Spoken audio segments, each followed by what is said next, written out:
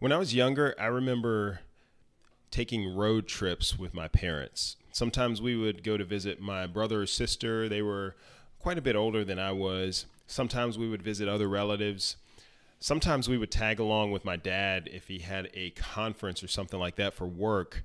And I really liked those trips because we got to stay in a hotel, which we didn't do that often. And I really liked it if the hotel had a swimming pool.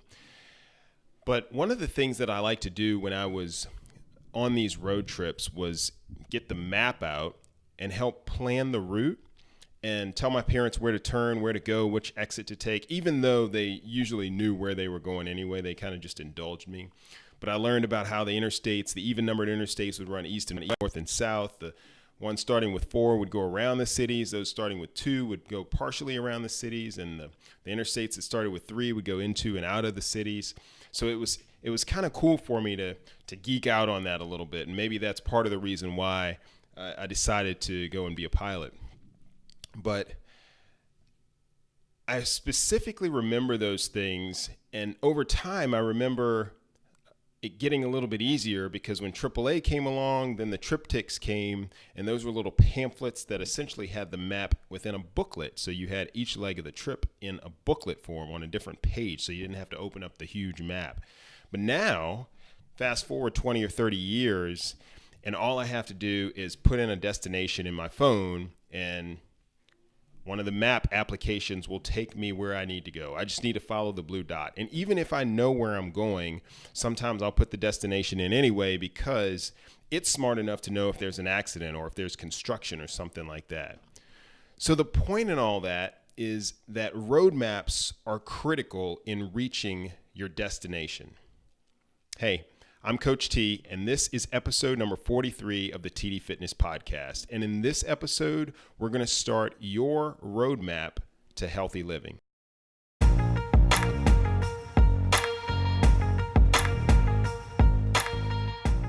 Welcome to the TD Fitness Podcast, giving you ways to live a healthy lifestyle without giving up the things that make life worth living. And now your host, certified health coach and personal trainer, Coach T.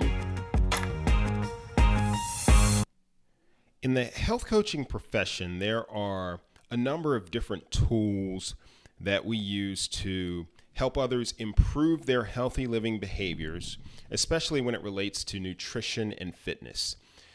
And one of the key focus areas is on the mindset of the individual. And that's something that I really like. I like the behavioral aspect of it, the behavior change component. So one of the tools that I use is a behavior change model of sorts. It's called the Trans-Theoretical Model of Behavior Change. Now that's a mouthful, but a shorter and easier way to comprehend that title is just to break it down as the Stages of Change model. So the Stages of Change model is a well-established model introduced in the early 1980s, and it's been applied to a number of different health behaviors since it was created. And it essentially consists of 5 different stages or phases that every individual progresses through when making minor to major health-related changes in their lives. And it can likely be applied to other types of changes outside of health behaviors as well, but we'll focus on the healthy living behaviors here.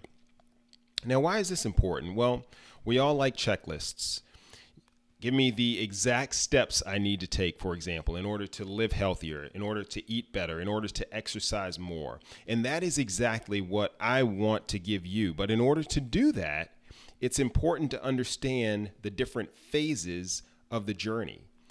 See, when you travel cross country, there are many different areas that you'll travel through, different types of terrain, different climates, different accents, different cultures. And it's important to know where you are in order to continue to move forward. So the Stages of Change model tells you where you are, and therefore it helps you determine what's required to continue to move forward. And it starts with identifying your readiness for change. In fact, that's the entire point. I wouldn't prescribe a 5-day-a-week exercise program to someone who doesn't think exercise is important at all. And I wouldn't tell you to drink 100 ounces of water per day if you barely drink 1 glass per day now. You see, once we identify the stage that you're in, then we can take an individualized approach to incorporating and maintaining healthy habits, those healthy habits that are required. So this is all founded and grounded and guided by the Stages of Change model. So the Stages of Change model has 5 different stages. And each stage is characterized by a unique level of readiness to change or readiness to engage in healthy behavior. So the stages are pre-contemplation, contemplation, preparation, action, and maintenance. And as we progress from pre-contemplation onward, then our readiness and our willingness to change increases. But first, it's important to identify your current stage of change. And there are a couple of things to remember with all of this. The first is that the goal with the Stages of Change model, the goal is to always move to the next level. That's it, nothing more. Your goal is simply to move from the level you're in to the next one. And the second thing to remember is that although the model is linear, we all know that real life progression is not. Sometimes we move forward and then we move backward. We'll take 2 steps forward, 1 step back, 1 step forward, 2 steps back. We'll move back and forth on this path. So the goal is simply to have a greater sum of forward movement than movement in the opposite direction, because that means we're getting better. So let's dive into these 5 stages. The first, as I said, is pre-contemplation. This is where you're not even thinking about changing. You're simply not ready. If I had to put dialogue to it, it would be the equivalent of saying, I won't or I can't. So some of the characteristics of this stage, you're not even aware of the problem, or maybe you are aware and you just don't feel like it can be solved, or maybe you just don't care. Typically, individuals in the pre-contemplation stage are sedentary. They just simply don't see the benefits of exercise or improving their diet. Now, sometimes it helps if you can't really see yourself in this or any of these other stages, try to think about someone you know. Is there someone you've been encouraging to exercise more or to eat healthier, and it seems like it just continues to fall on deaf ears? Perhaps they're in the pre-contemplation stage. So the goal here is to increase awareness of the risks associated with inactivity, for example, and increase awareness of the benefits of activity. So you want to focus on addressing something that is relevant to them. Have them start thinking about change. Just don't be too overbearing with it, because it can definitely take time. But to move individuals in the pre-contemplation stage to the next level, there are a number of things that you can do. You can encourage, you can express concern, you can help point out some of the advantages to change. Simply provide information. Reaffirm that the decision, though, is ultimately theirs. They have to decide to move forward and to move to the next stage. They can't be pulled along. It has to be an internal decision. So remember to encourage exploration, not action, because again, we're simply trying to move them from pre-contemplation to stage number 2. Stage number 2 is contemplation. So here in the contemplation stage, they're weighing the pros and the cons of changing. This is the I might crowd. So maybe they don't know how to go about changing, but at least they're thinking about it. So some of the traits associated with the contemplation stage, they're aware of the problem and weighing the benefits of the benefits versus the risks of change, for example. But they have very little understanding of how to actually go about changing, how to implement that change. So they may start to consider the importance of change. They may start to understand some of those risks associated with not changing, but they're still not quite ready to commit. So the goal here is simply to make them aware of available options. You can provide certain cues to action and some basic structured direction. Things that'll help encourage individuals in the contemplation stage to review the pros and the cons associated with making any kind of behavior change. Think about the benefits as well as the obstacles. And then when the obstacles are identified, you want to help them determine how to overcome those barriers. Interest and thinking about change does not indicate a readiness to change.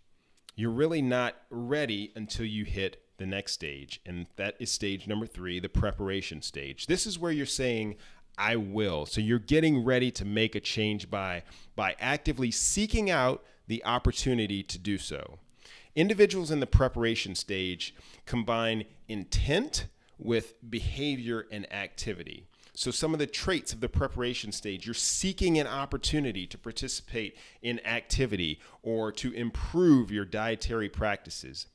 You're not sedentary, but activity and action may be somewhat sporadic. It's definitely not consistent. In this stage, you're preparing yourself for change. You're ready, though, to adopt a healthier lifestyle, and you're looking for some specifics on how to start and on where to start.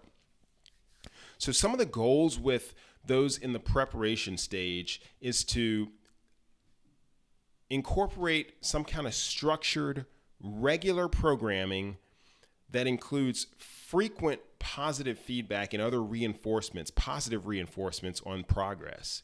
Feedback and reinforcement are extremely important at this part of the process in order to build confidence and create positive experiences, because it's those positive experiences, particularly early on, that are going to help to build some of that momentum and keep you going forward in the early stages of change. So stage number 4 is the action stage, and this is where you're practicing the new behavior. If the pre-contemplation stage was the I won't or I can't phase, and then the contemplation stage was the I might stage, preparation was I will, stage is I am. So you're looking for opportunities to maintain activity. Some of the traits here, you're changing your beliefs and your attitudes, and that is a definite bonus. That's a pro. A con, however, of the action stage is that you are at a higher risk for lapses and returns to undesirable behavior. So the goal is to establish exercise and or healthy nutrition as habits that continue through motivation and continue through consistency.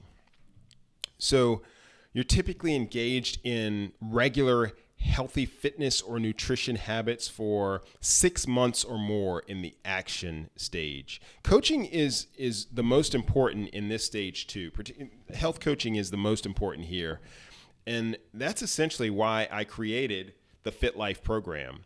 So when you think about pre-contemplation, contemplation, and the preparation stages, those are the stages that are addressed, at least through the services that I offer at TD Fitness.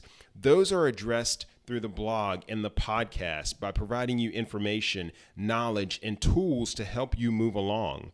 So there is some kind of method to the madness here. I try to focus on each one of the stages with appropriate information or services for that stage. So again, coaching is the most important in the action stage for a number of reasons, all of which are covered in the Fit Life program. Some of these include helping you to set SMART goals. Those are goals that are specific, that are measurable, attainable, relevant, and time-bound. SMART. Providing encouragement, providing support, and focusing on the long-term advantages of healthy behaviors. And helping with some of those obstacles that you'll encounter.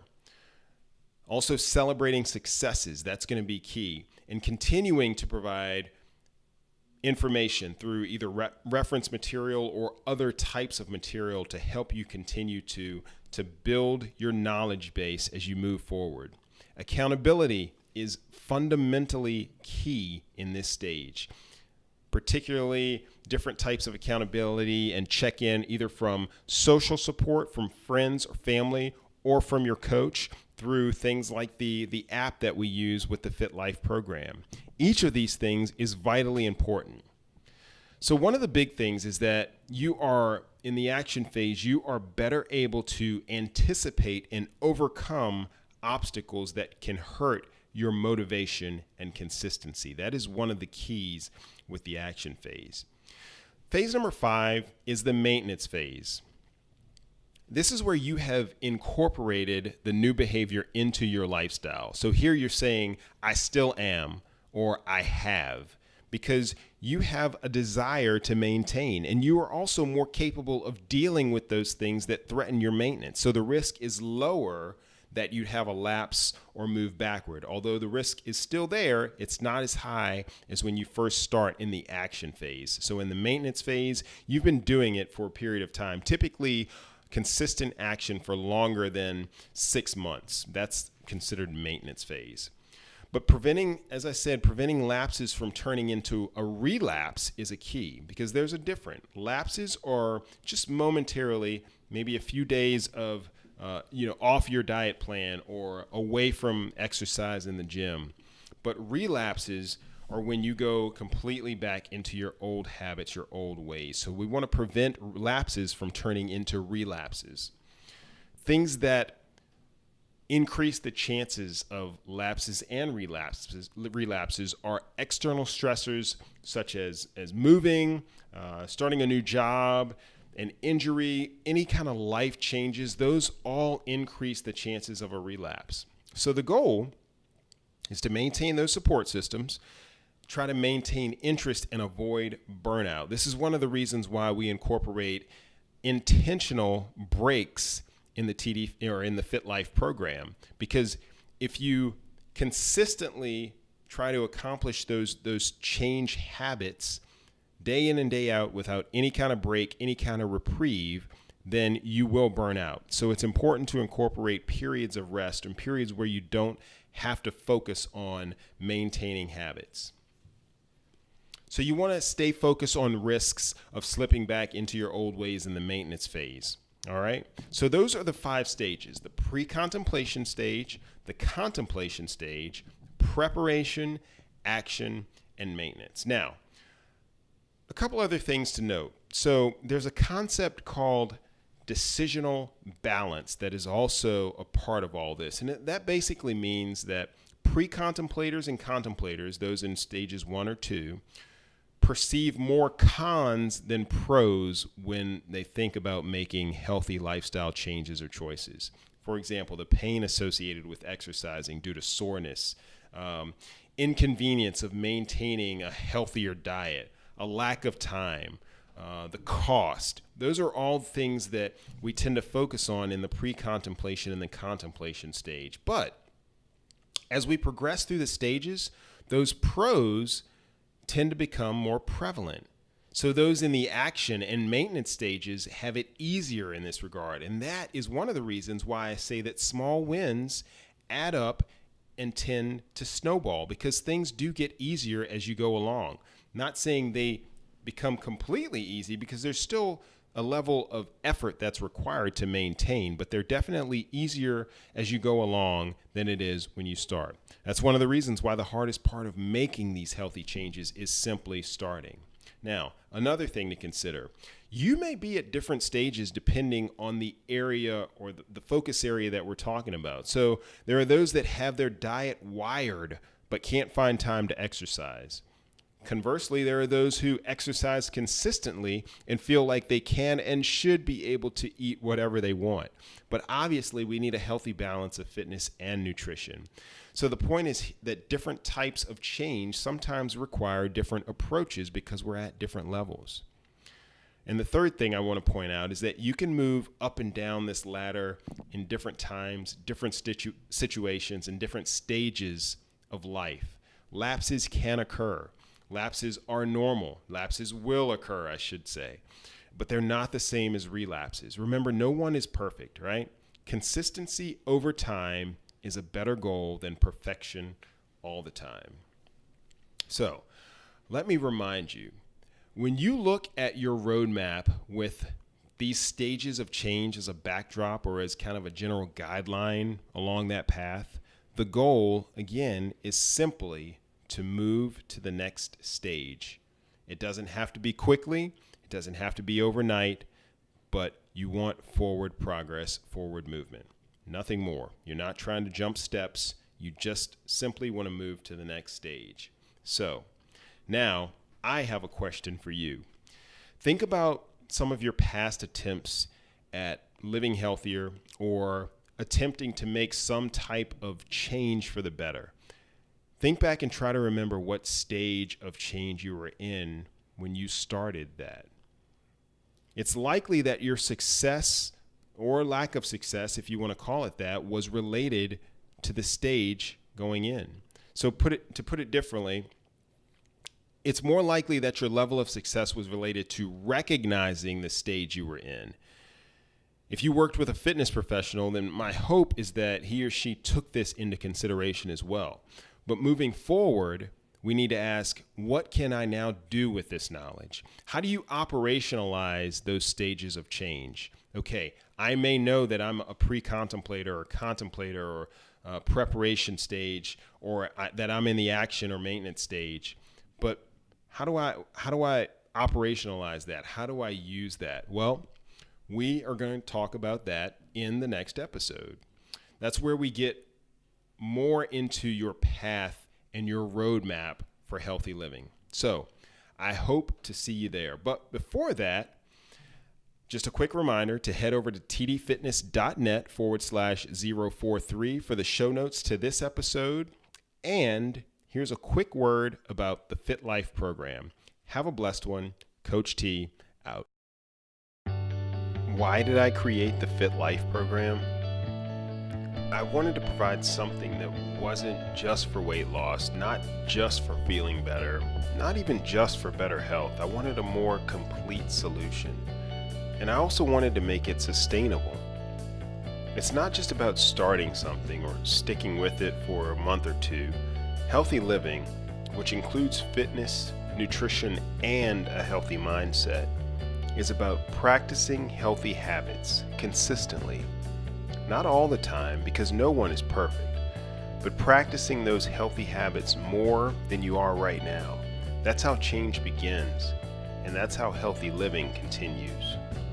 Find out more at fitlifeprogram.com or tdfitness.net/fitlife.